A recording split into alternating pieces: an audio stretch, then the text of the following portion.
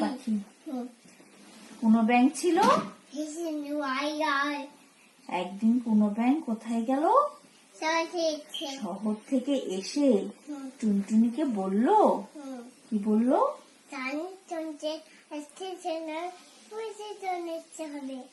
এই কথা শুনে টুনটুনি ভয় ওড়ায়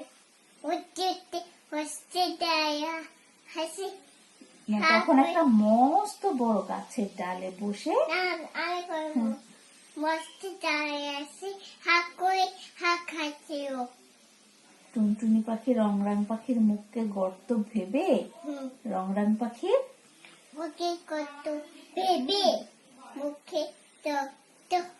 মুখের মধ্যে ঢুকে গেল। রংরাং পাখি তো ভয়ে এক চিৎকার। তখন গাছের নিচে ঘাস খাচ্ছিল একটা হরিণ।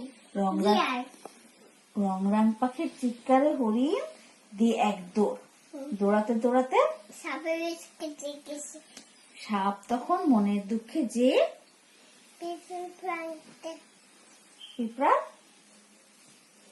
পিঁপড়া বাসা ভেঙে দিল।